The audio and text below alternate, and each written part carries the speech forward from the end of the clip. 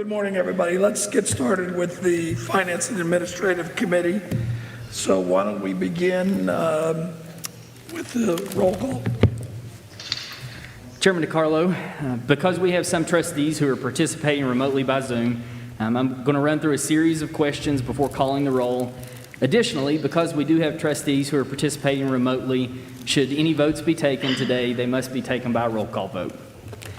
So members of the Finance and Administration Committee, in accordance with Tennessee Code 844-108, Section C3, I've got two questions to ask those members who are participating remotely, if you could answer for the record. So first, Trustee Grisham, are you able to clearly hear those of us here in the room? Yes, I am. And members present in the room, are you able to clearly hear Trustee Grisham? Yes. Yep. Yes. Trustee Grisham, would you also please identify any persons who are present in the room with you? I am alone. Thank you. Chairman, I'll proceed with the roll call. Trustee Grisham? Here. Trustee Austin Ramsey? Here. Trustee Ron Ramsey? Here. Chairman Niswonger? Here. Trustee Wolf? Yep. And Chairman DiCarlo? Here. All right, Chairman, you do have a quorum physically present, but also please let the record reflect that in addition to the members of the Finance and Administration Committee who are with us, we also have the following trustees who are participating in today's meeting. Trustee Foley, Trustee Latimer, and Trustee Stegall-Jones are all here with us in the room. And Chairman, that ends my portion of the roll call. Well, thank you so much. We've got I believe- limited time, so I will proceed quickly. In your board packet is the minutes for the prior committee meeting of November 14th. Any comments or changes? Hearing none, can I have a motion to approve? Second. All those in favor? We have to take a roll call, unfortunately. Yep.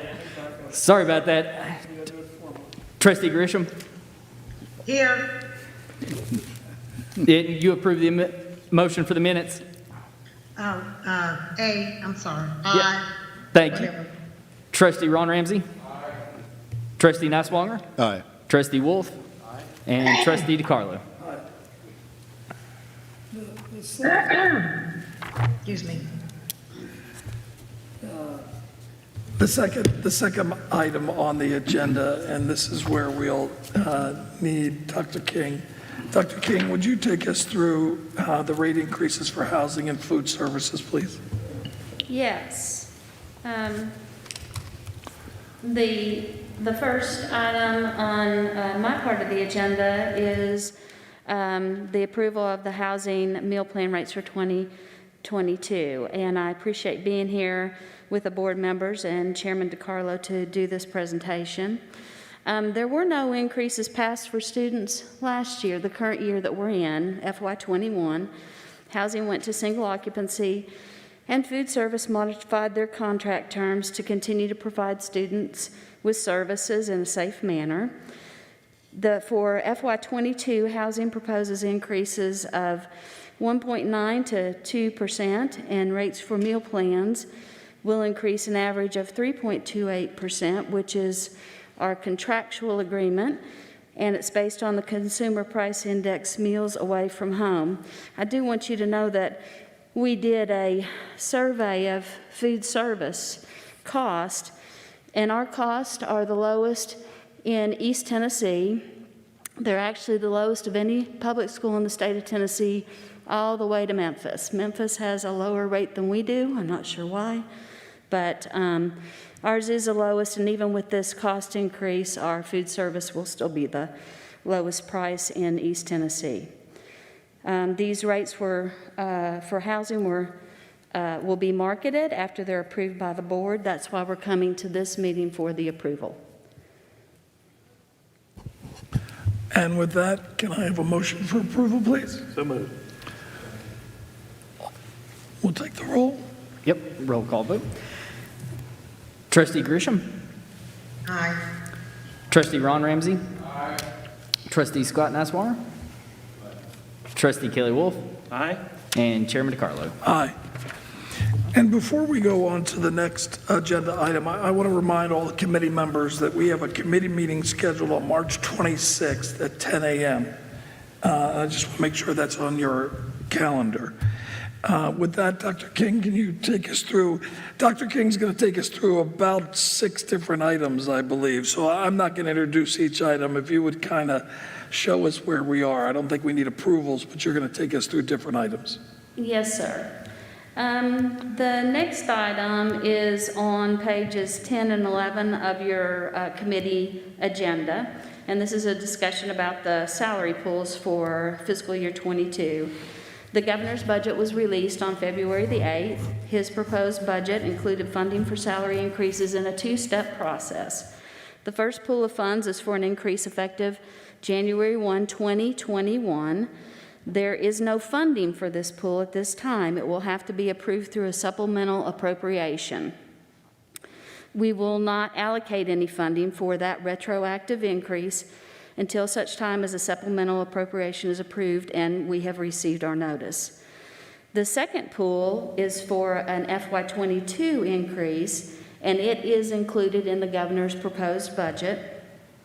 Neither of these pools are fully funded by the state, and they both would require tuition increase or institutional funds to fully fund it on the main campus. The fully funded match for the main campus would require a $2.5 million tuition increase. That's just the way the math works out, and that is in your agenda item. Executive leadership is looking at ways to implement any increase, and we may propose some things like a one-time bonus. We're looking at some of our lower level pay categories on campus, and also an increase that includes all of our employees in some manner. Based on the budget issues in the past year, management is proposing implementing the increase in January when there's certainty of the state funding, and also what the tuition revenues are for the fall, since we're dependent on both the state appropriation and the tuition and fee money. Are there any questions about the salary pools? Any questions? All right. We'll move on to the comparative tuition and mandatory fees across the state of Tennessee in public higher education. This is agenda pages 12 to 14. On page 12, you'll see that the board has to consider factors when looking at tuition and mandatory fee increases. Those criteria were approved by the board in the past and are detailed on page 12. Information about the factors, the analysis that we have done here institutionally, is on pages 12 and 13. And then if you turn the page, you'll see the comparative tables for public universities in Tennessee. Only one institution increased tuition last year, and that was due to their tuition model reset. That was at Tennessee Tech. They had a tuition model reset that was similar to what the UT system schools have done since 2013. We've talked about that in the committee before. ETSU continues to be an affordable option in the state of Tennessee for public higher education. And I do want to mention that last year, our board was the first board at a public institution that said we would not increase any tuition and fees. And we did that because of our students, the economic pain that they were feeling, and it was the right thing to do. And I applaud that action. But we're moving into a new environment where we're coming back to normal, so we're looking at this comparative tuition and mandatory fees to see where ETSU falls. And we're about the middle of the road if you look at the charts. So we're still an affordable option, and that's something that we can be pleased with. Are there any questions about this comparative analysis? Okay. Moving on agenda pages 15 and 16, we get into some information about tuition and mandatory fees for budget development. We're currently in the budget development process. We'll be presenting to the committee a preliminary budget proposal at our March 26th meeting. And so for that, we need to have information about salaries and information about tuition and fees to inform that budget process. So, as I said, we were the first in the state to propose no tuition and fee increase for the current fiscal year, FY21. The College of Medicine and College of Pharmacy have done market studies and are not proposing any tuition increase for their 2 units for FY22. They would be impacted by any increase in our program service fee. So THEC has proposed a tuition and mandatory fee increase of a maximum 2% for FY22, and I prepared fee calculations with an increase of 1.8% or $75 a term, $150 a year for the tuition. That increase would generate approximately $2 million in revenues, and those revenues would help fund the university's match for a salary increase, a pool for faculty tenure increases, funds that the SGA was looking for a wellness initiative. It was proposed last year, and since we went with no fee increase, we didn't implement it last year. And then we also have our portion that we have to fund of employee health insurance costs, which get passed on to the university. The state funds about 80%, and we fund about 20%. I wanted to talk for just briefly about lost revenue from holding our tuition flat this current year. We waived online fees over the summer for all students taking online courses. That was a loss of revenue of about $850,000. And the university as a whole, College of Medicine, College of Pharmacy, and the main campus had foregone revenue because we didn't implement cost increases last year or the current year for students of about $1.7 million, and that is just for the fall term. So I expect we're going to have a similar number of loss in revenue from that foregone increase again for the spring term. So just telling you what we actually gave up in dollars by not increasing fees last year. We did it for our students, and it was the right thing to do.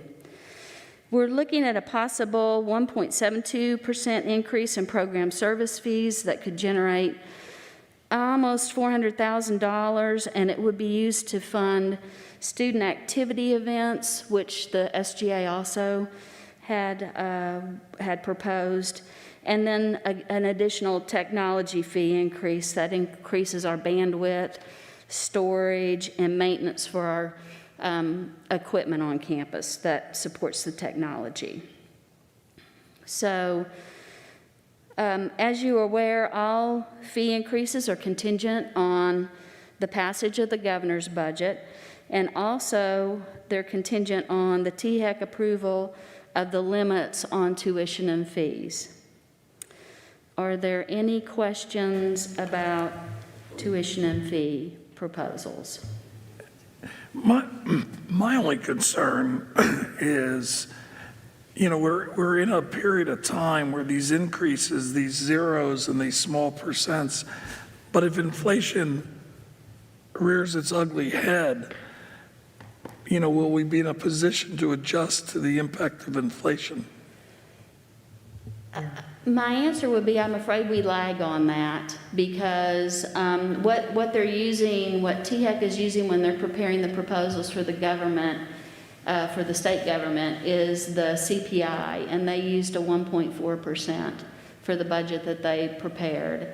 So should inflation start outgrowing that quickly, and we'll have, these decisions will be made within the next few months, and then we're kind of pinned in by those decisions. But yes, I can see where inflation is a concern. But we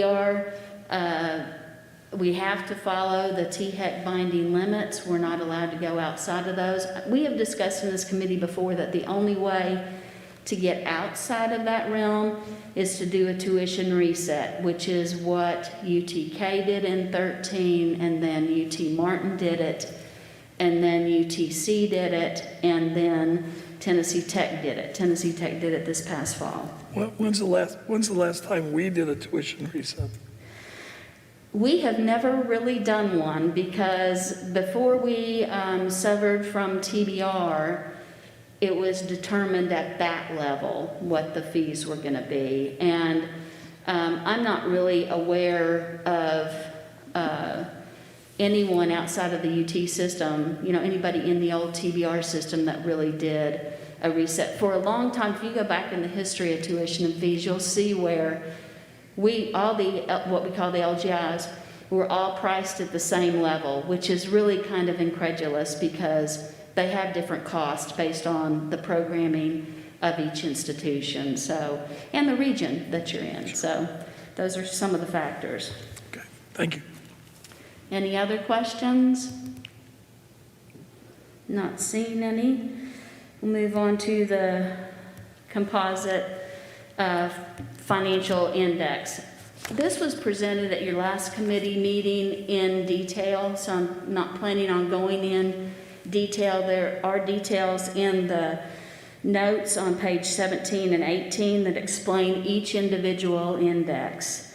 But what I wanted to tell you in particular for you to focus on is that we're doing this comparative this time. Last time and in the past we've just shown you what we look like compared to the expected and the watch levels. And I'm not showing you everybody's information from FY20 because a number of these schools have not had a board meeting where they've talked about their own ratios. So we don't feel comfortable getting out ahead of those schools. So we'll let them have their meetings in their time. But anyway, compared to the public universities in the state of Tennessee, ETSU comes in third in the total CFI in FY19. And we are in the top half of 3 of the 4 individual ratios that you can see in your materials. So I think we're in good shape. We've been in good shape. You can look at the comparison yourself in the agenda item. I know it's a lot of data to be looking at, and I quite frankly can't explain any of the variances that the other schools might have had because I don't really have access to the details of their numbers. But I think that we're doing very well. We have decreased from FY19 to 20, and I thought that that was just an anomaly for the year, and I feel like we're going to continue to move back towards that expected level of 3. And you can see that we were down in 17 and then up in 18 and 19 and back down a little bit more in 20. So I would assume that what we're going to do in 21 is come out higher than we are this year. Why a big change in return on that asset ratio? Let me delve into it. We just moved from 13.8 to 7. Oh, I do know the answer, yes. When you say the number, I know what it is. That is because we had a big dollar amount parked in our net assets in 19. So we had the $8 million for this fine facility parked in our net assets. So it was an anomaly for it to be that high that year, and I don't expect that to recur because we're just not going to have that funding come into the institution and be there at June 30. Because these numbers are all just a shot in time at June 30 is what they're based on. So, any other questions?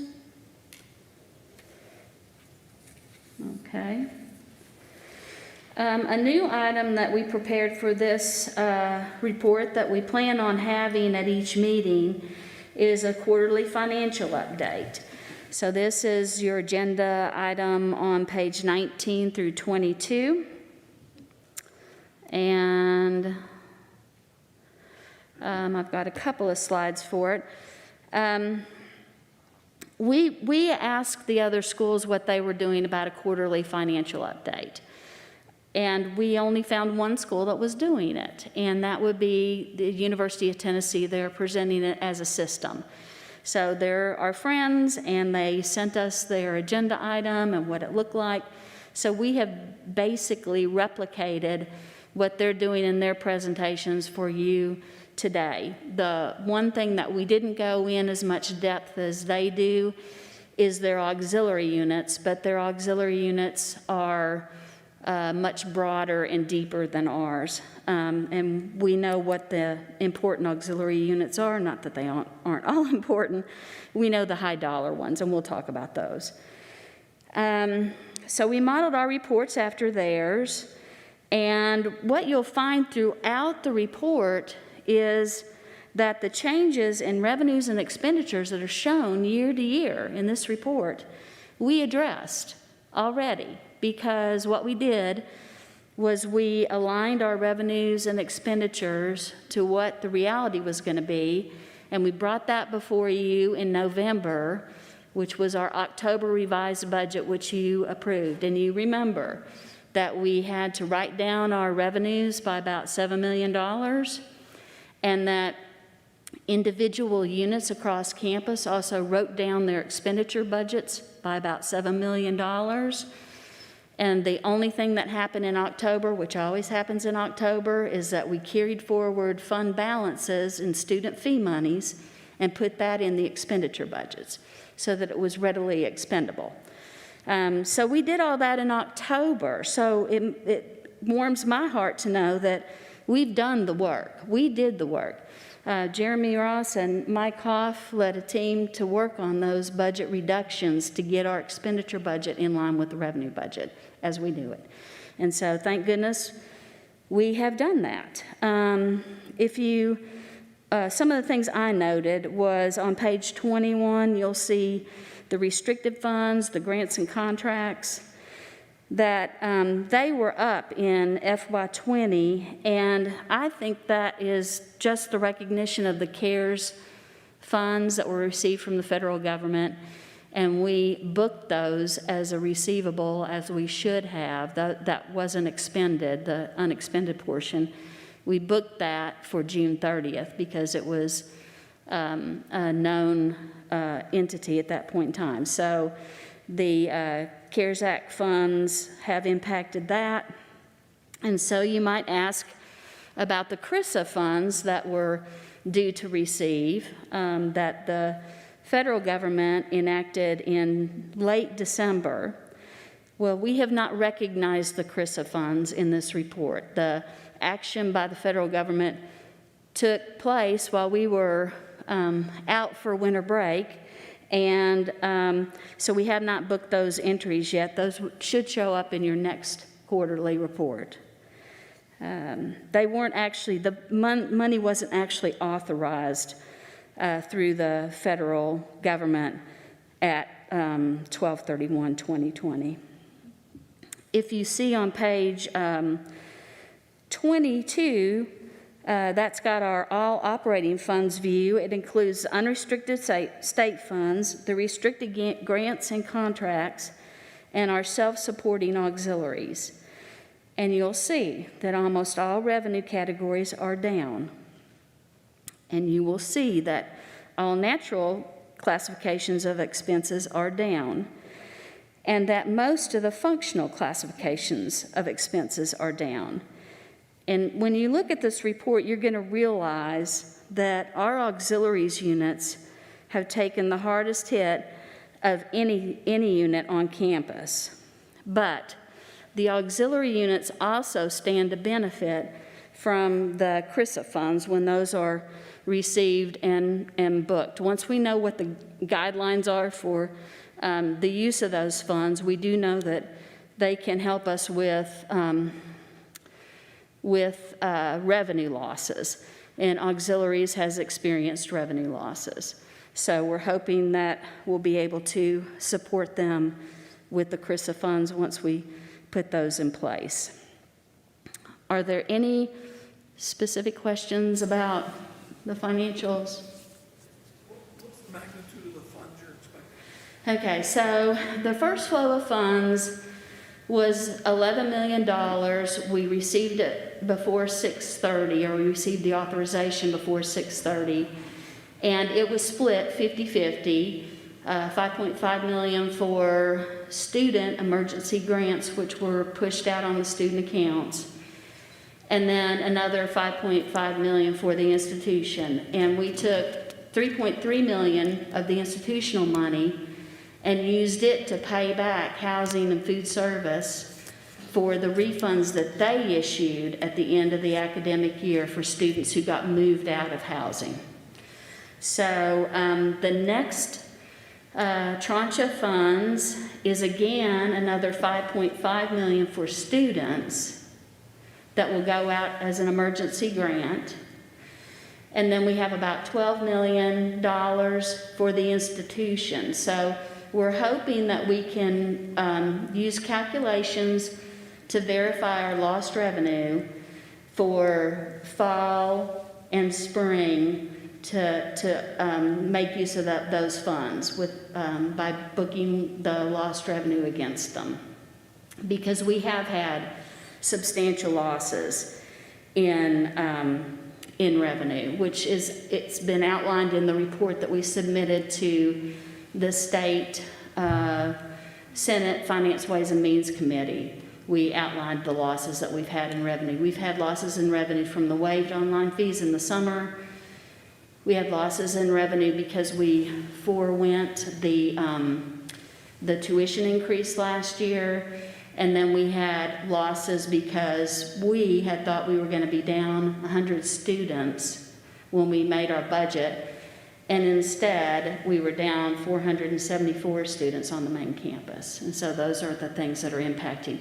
What we don't have right now, we don't have guidance from the federal government on how to make those calculations, and it will probably be pretty specific. So we need to wait till we get the guidance to start going through that process. We've done kind of a back of the napkin math to provide to the state. So, any other questions? Does the Biden Act that is currently making its way through Washington, I'm sorry, does the Biden Act that's currently making its way through Washington, have you taken a look at it to see the impact potentially? Well, I haven't personally gone out and looked at it because we just weren't aware of how it's going to impact, and it was a bit up in the air. But we've heard from our professional organizations that yes, it could have a significant impact for us, but until they get down to the nuts and bolts, and just to be honest, both the CARES and the CRISA were passed without us knowing exactly how to push the money out or allocate the funds. And so I really have been focused on getting more information on the CRISA because we need to use it as soon as possible to help our students who are currently enrolled, and then start those calculations for the lost revenue and see if that absorbs the rest of it, because I think it very well may. Okay. Any other questions? Okay, well, we're getting there.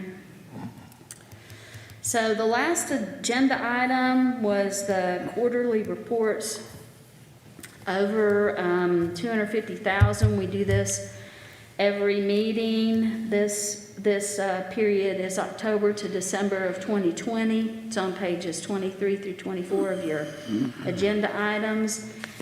And the report doesn't include a lot of things, but those are reviewed by other agencies or other portions of the state. So it doesn't include the revenue contracts, or federal contracts, amendments to software and systems agreements, and contracts that are processed through the State Building Commission.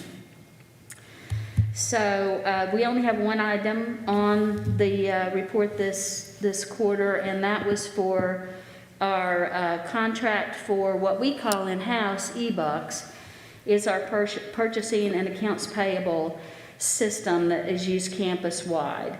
And that's a 5-year agreement. The contract is about $325,000 a year, and that went through a competitive process. So that's the only item that we have. We have a couple of things that are upcoming. Those are listed in your agenda, and we'll be reporting them in future reports. Are there any other questions? I have a comment. Good job of controlling the expense side of the equation on an unknown revenue side. I just Nice think job. we should applaud the entire campus for those efforts. Everyone has skin in this game, and everyone took reductions across the board. And it was needed and necessary, but our campus stepped up, and we couldn't be more proud. That is really all I have, Chairman DiCarlo. So I will turn the agenda back over to you. Thank you so much, Dr. King. Thank you. So with that, look for Jeremy Ross to come up and take us through the capital budget submittals and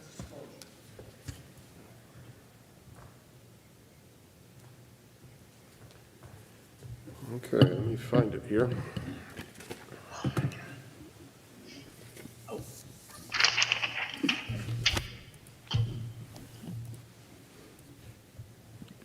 Is Rob back there? You got a, oh, I see it right here. Pull that up. So I'll start with, I want to just briefly say, you met some of the team this morning in administration. You met the people who know that Kelly Wolf's truck was in Jonesboro at 7:30 and followed it here with the drone coverage, the cameras, the investigations. It's a great team. I want to just say quickly here, over in the corner is Laura Bailey. She is now head of our capital design and planning, as well as our operations. And she simply manages hundreds of millions of dollars. There's been over $200 million worth of construction. She is the state procurement agent appointed by the state. And she also manages those projects here, as well as hundreds of people, everything from boiler plants to custodial to trades, as well as architects, engineering, and those pieces. She and I have worked together for decades. We worked in an architectural firm, practiced in over 20 states, highly capable. Glad she's on the team. You'll hear from Lori Erickson here in a moment as well in HR. She has multiple degrees in business as well as human resources, specific information, but great team. I'm glad you've got to see these people. As we start today, my presentation is going to be a little different. We deal a lot with COVID response, contact tracing, public safety, HR, employee relations issues. It's no wonder no one's here. I have a maintenance report. There are some exciting things we do too, and I'm going to shift to that quickly in a little different format this morning. I'll start with one slide of information, which is what's in your packet. It's capital disclosures. That particular category is a project. We list that with the state. It doesn't mean funding is identified at this moment.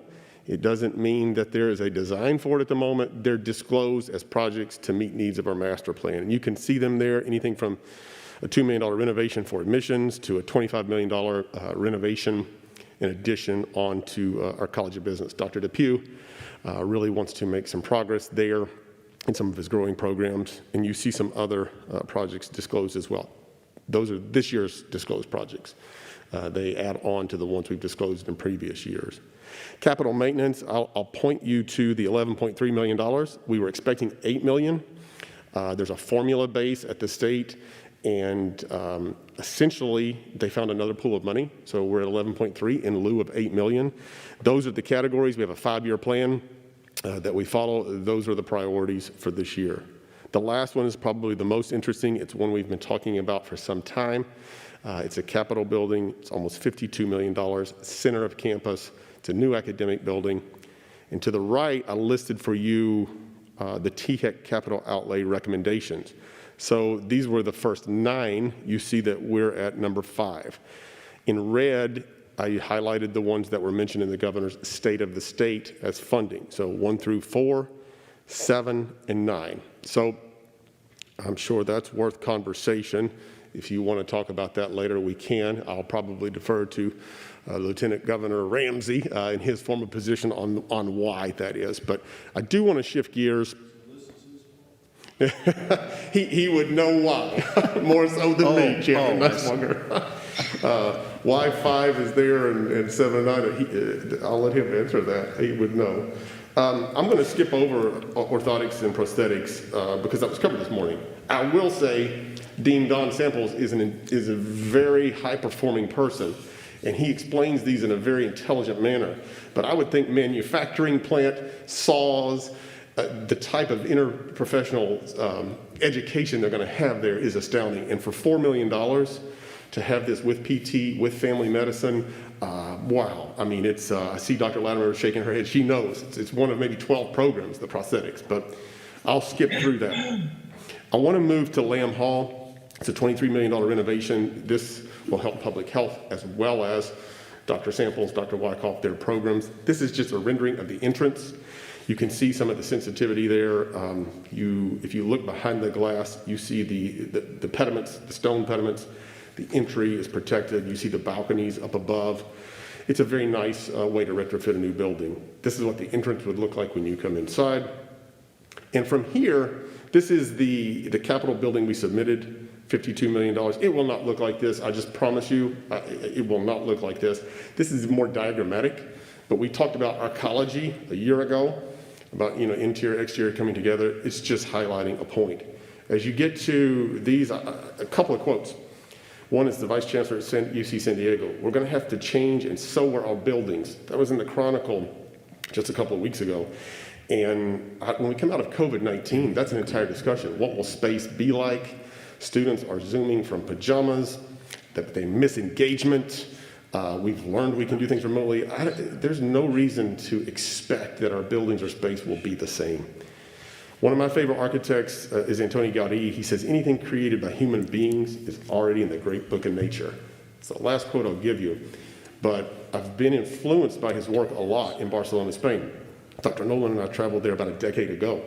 And I'm going to shift now to show you sketches and ideas.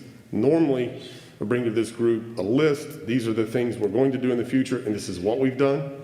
If you have a napkin and you want to sketch a picture, or you have an idea or a concept, this is your chance to be an architect. These are sketches from Laura, myself, other architects, and ideas. They're not finished right now, a lot of them. So I'll start there. Here's your master plan as you come across. This yellow piece is this axis I've been talking about for a long time. It started in this quad. It crosses into an area where we used to have a book drop, into Borchuk Plaza. It comes into a dynamic interior street. And then there's this boulevard all the way to the arch at football. And Dr. Latimer, please don't tell Bill Green what I'm about to say. That arch was really not for football. It was the termination of this axis. That's why it's there. It does celebrate that stadium too, but it's an urban planning piece. It's our Arc de Triomphe. It's this axis as it comes to it. So here's some of the concepts. This is in the planning here. The culp is in this place. Here's that axis like a stick of tape that comes down to that arch. Think of these things. There will be horseshoes. There'll be a post clock in front of a traditional building, shuffleboard. That swing set is sitting in my office. I have a wonderful, wonderful lady named Pat Barcel. I said I wanted a swing. She ordered one. Put ETSU on it, tree swings. So when you see, this is an actual picture a couple of weeks ago. You see the lamppost and the seating, the brick pavers. That tree will have a tree swing, and it will look something like on the left side. Here's an idea and a concept that's in the making along that boulevard, a candy shop. So you see some of the sketches. Think bit of honey, orange slices, things of that sort for the students. This is Stone Hall. There's a terrace up here for the students, but why put stairs? We're trying to engineer an embankment slide for students to come down. Again, these will be fun things on football game days, bringing the community, but for students. I think we're at about an 18-degree slope. I've got to get it to about 28. We're working on it now. Here's another picture, boulders. The sketch to the right is something Laura and I worked on last week with some landscape architects. This was a 2-slide concept. You come in, you land, you go down. Over here's the terrace at a residence hall. This is the back side of Lamb Hall. This is a side street off of the boulevard. So when you think of this, this is a little mini amphitheater. Over here is Carter Hall. You think of trees, shading, a different type of setting for our students. This boulevard is at the bottom. That street I just showed you is here. So as you enter here, we'll have an entryway into these 2 buildings. Again, Dr. Samples, Dr. Wyckoff, these are the buildings their programs are in, and it will help to collaborate, bring that together. A new quad is being considered here. We have a series of retaining walls and orchard. We've even thought about the way we push your eye. There's a boiler plant there, which I need to deal with later from a visual piece, but we're pushing it to CLEMMER College of Education, to its entrance, which is ultimately a Greek temple. So we're trying to focus your eyes on arches, on temples, on these things, not boiler plants, as well as the greenery. Another concept, here's the mini dome. A lot of you come in here and you park for graduation. You're familiar with this. Now there will be a green space in front of CLEMMER, which it's one of our shining programs, a College of Education. Now it will have a front lawn, but there'll be a new entryway in front of Brooks Gym for drop-off, ADA access. Then there's another side piece to the back between Sam Wilson and Lamb. So that side street, again, I showed you a moment ago, is here. You can come, you can drop off, you can go to the quad or to the boulevard. Another sketch of the amphitheater, and I hate calling it an amphitheater. It's just so inaccurate. An amphitheater is the Coliseum. It's 2. That's a theater, but I'll call it an amphitheater because everyone understands it that way. That's our Greek theater that we call an amphitheater. We're going to add new concrete pieces. The dots you see are lighting. You see the pieces coming off the center to access it. It will be upgraded. Here's a new entryway into the Culp. We're reworking this lot so that we're forcing people into a front door. So if you visit campus, parents, or those who are taking tours, you will park in this area here, which will be a welcoming piece, and you have a straight line into the Culp Center. You pass a Starbucks, you pass multiple restaurants, delis, you pass a $1 million Jumbotron, esports, and you go up to a welcome center. We're making people experience that instead of parking on the backside, crossing sort of utilitarian pieces. To the left is a project I know Dr. Nolan's very passionate about. So when you do enter, you're now going to have this stone fireplace, and it will create a much grander entrance as well as a warm place like today. So I want to show a video. If Rob or John back there could put it up, I'll wrap this up for you. You can ask any questions. So here it is in progress. And I'll stop right here. I'll actually back up. This area has been created for some kind of sculpture. I don't know what it's going to be yet. It could be a Bucky. It could be George L. Carter. It could be Kelly Wolf or Steve DiCarlo.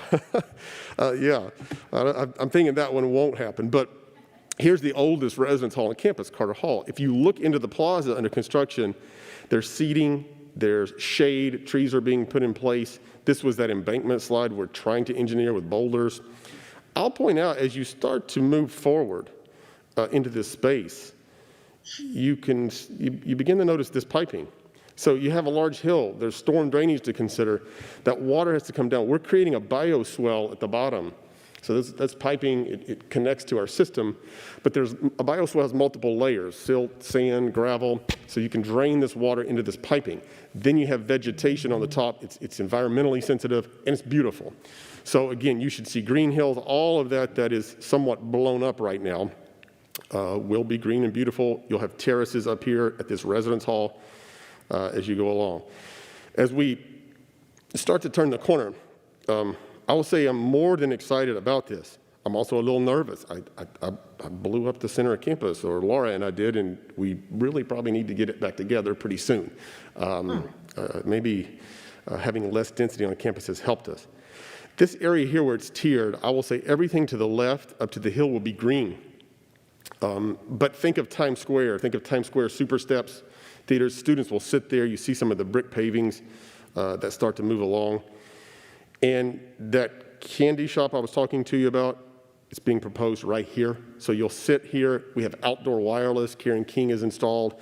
Students will work on a laptop. You'll go into the candy shop. Maybe you'll get a coffee, a donut, or orange slices, whatever it may be. We have a shuffleboard court to the right. But if you look at these little inlets, those are brick, slits of brick as you come through here. They jet into the lawn on both sides. If it jets into the right, that's a lamp and a chair. If it jets to the left, it's an area for art. Don't know what the art's going to be yet. It could be we partner with the city of Johnson City, and so people that come from Founders Park come on, and the tour keeps going, and they change every 2 years. Or we could use our own art, but there's a place for it. If I advance forward, again, you can see a lot of the work that's happening in the green space there. We replaced water lines too. I'm going to stop right here by this magnolia tree. In between those two pieces of equipment are, again, more super steps built into the hill. Horseshoes will be right here under this magnolia tree. So again, think of students throwing frisbee, football, playing horseshoes, whatever it may be. As you start to advance forward, you can see some more of the construction. Oh, this little tree right here, there's where your swings are going to be. I really want to bring swings. They have an exhibition now throughout the world, these swings that play music. And if you swing in unison, they play a certain way if they're separate, but it's driving the economy in a lot of cities and a lot of the larger urban areas, but there are things we could do like that. I'm very excited about it. I don't know what it took to bring here, but this is what this area could do. You see staircases, again, more plazas. I'll advance just a little more to the other. If I stop here, you see low retaining walls. You can sit. The trolley will actually drop here now. And I think it's going to completely transform this university. I think this is probably the single best dollar we've ever spent. You're looking at a $2.5 million project, which combined a Lamb Hall project, combined a water line project, and a gift from a donor. And it will completely be a different place in my mind. And you can see as you get to the end of this boulevard is there. Dr. Latimer, we're going to get to that arch. I'm telling you, it's lonely down there, but we'll do the same thing here, and we'll start to handle this in those phases as well. I'll stop. I will tell you, last thing, I met with an associate dean at West Virginia University last week. They have 14 people in an office dedicated to the outdoor economy, outdoor recreation, the student experience, research, academics, sustainability. I would say we're in the infancy of this, but our students can have credentials in sustainability. We can have youth programs coming here. It makes sense at East Tennessee State University for someone from another part of the world or country to say, I'm going to East Tennessee State University to study sustainability, to research it, or outdoor recreation. It just sounds right. And I think we have the bones and the infrastructure, but we've got to combine the academic, the research, the engineering, as well as the grounds. And so I'm beyond passionate about this. It has multifacets to it. I'll stop talking. If you sketched anything or have it, or you want a tour, I'm available 24 hours a day. So that's it. Between this and what Johnson City's doing on West Walnut Street, you're going to dramatically and permanently transform this campus into one that really emphasizes quality of life for these students and greatly enhances their student experience. So great job. Thank you. And what you just said there, we've been working with NetRep. So Johnson City has assets, the region has assets, we have assets. We have trails. We have 5 miles of trails behind this. I'm not certain how many people know they're there or how they connect, but how can we connect crosswalks, bridges, marketing, packaging it? I talked to someone the other day who had 3 grandchildren. I was like, do you realize here shortly you could bring the grandkids over and buy them an ice cream and they can eat all the gelato they want for one price. They can then go see the $1 million Jumbotron. Somebody will play in a video game. Go out, let them swing, go down a slide. And they're like, take them to the candy shop. And that person's like, when is that going to happen? I want to bring them. I think it will be a different place in so many ways, but.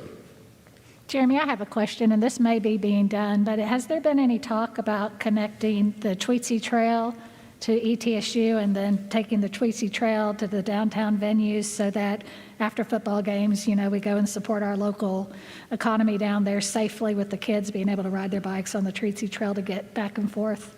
I don't know. I have not been in those conversations. It makes sense what you're saying.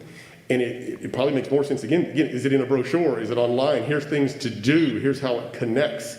That has not happened. Because as you know, the trailhead is just in your all's backyard here, Yeah. so. That's what we can bring together. I think that's low-hanging fruit, quite frankly, but. Yes. I think we have to approve. I'm sorry, back to the serious part, the Sorry, disclosures, sorry. the maintenance, and the capital outlay. Well, I really want to talk about the politics of the building, but I sense we are moving on from that, the academic building. Well, I will say to you, right now, it's just a budget piece. And so, nothing's final until June, July. But again, Ron Ramsey sat in that chair. He has experience. I would hate to speak ahead. Well, honestly, just look at the list. Right? I've talked with the governor's staff. I've talked with the chairman of finance. If you'll notice in the top 4 that got funded, there's not a UT project. It's hard to put one of these budgets together without having a UT project in there. So I just think we have bad placement there to skip over 5 and then get 7 and 9 because both those are UT. We wish we had a That's UT amazing. in 1 through 4. That we probably would have gotten us. We're working on this. This is not over. This is the governor's first proposal. We're still talking with them weekly between now and the end of session. There's even talk of doing the state of Tennessee. To say we're fiscally responsible is an understatement. But we're talking about bonding even more of these because of the interest rate where it is right now. Why wouldn't you do that? We've just been reluctant to do that. But I think the time has come when they can probably get interest rates less than 2% to go past just those projects right there. And I'm working on that.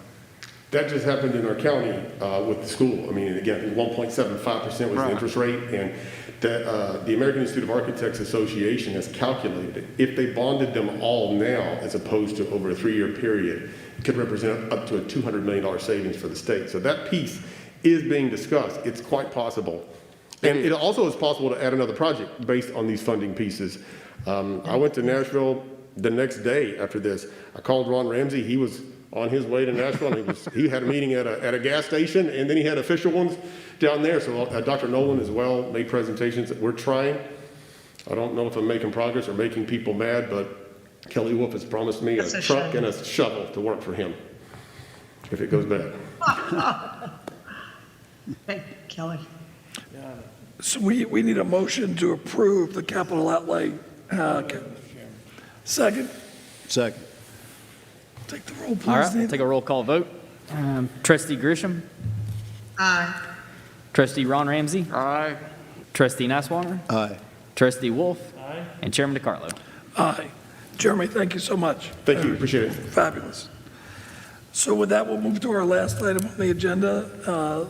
Lori Erickson will take the last item forward. Thank you, trustees, for allowing me to come today and spend just a quick few minutes kind of updating you on our human resources at ETSU and where we are. I'm going to go over really quickly kind of the size of our workforce, what we look like right now, some information on our salaries, and then talk about our employee satisfaction at the university. You can see what our staff has done over the last 5 years. Overall, we've grown by about 4.8% in the last 5 years. The biggest growth we've seen is in our faculty. A lot of that is grants and research coming in. Our biggest decrease has been in those executive and high-level managerial positions. So less at the top, more faculty there for our students. We've also seen a big decrease in our skilled crafts. And that has got a lot to do with the retirement incentives that we just offered that we'll talk about in just a minute.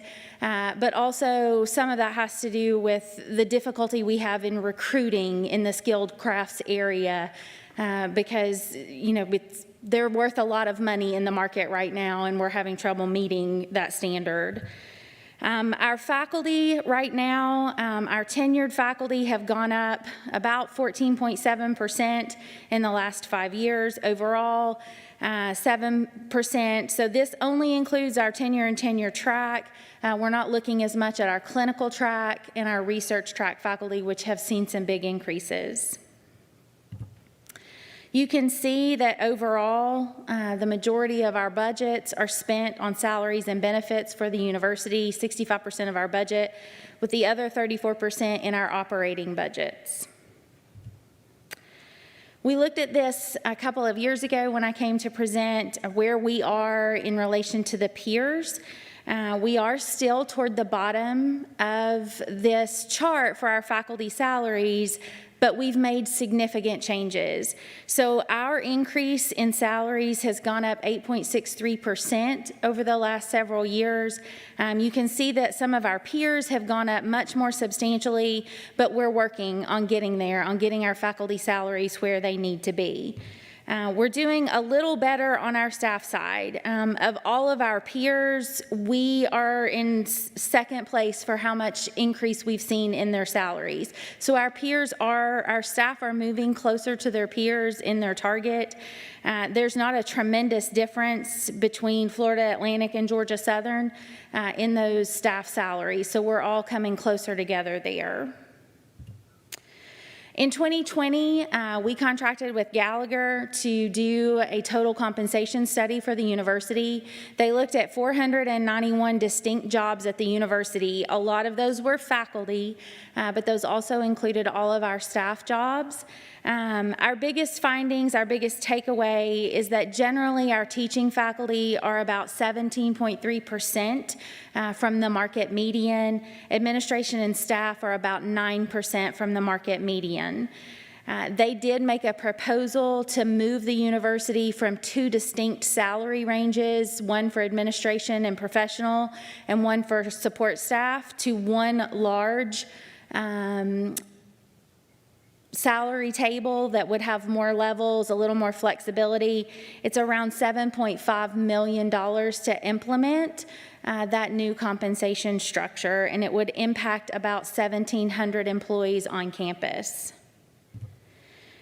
Part of that study showed where we are in each category, coming to 25% of the market, 50% of the market, and 75% of the market.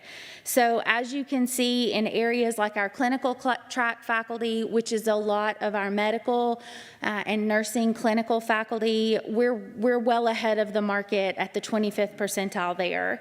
But we're behind the market with our academic 9-month faculty and especially with our physical plant faculty or physical plant staff. Our turnover rate was around 11.4% in 2020, and this is primarily due to the voluntary retirement incentives that we offer the university. So in 2020, we had 3 distinct plans that were offered to our faculty and staff. We had our first plan that was offered just to faculty in the College of Arts and Sciences because they had the biggest budget deficit that needed to be met. We then, once the COVID pandemic started, decided to open this up to all faculty at the university and all staff at the university. So total, we had 108 people who participated in this retirement incentive program, 73 staff, and then 24 faculty in our second program, and 11 of those out of the Arts and Sciences program. Total salary dollars were $7.2 million. We paid $3.2 million in incentive dollars, so there's a potential that we could have $3.9 million in salary saving from those retirement incentives. Our employee satisfaction survey is again up for 2020. We've continued to do well. Our employees continue to rate us well, especially in job satisfaction and our facilities. Facilities has gone up tremendously over the last several years, and coming right after Jeremy's presentation, that's not surprising. We've done a tremendous amount to make our facilities better for our employees. Do you have any questions for me? Any questions? Comments? I don't see any. Good. All right, thank you. Thank you so much. Any other items? I think that's all that's on the agenda. not seeing any. We'll call the meeting to adjourn.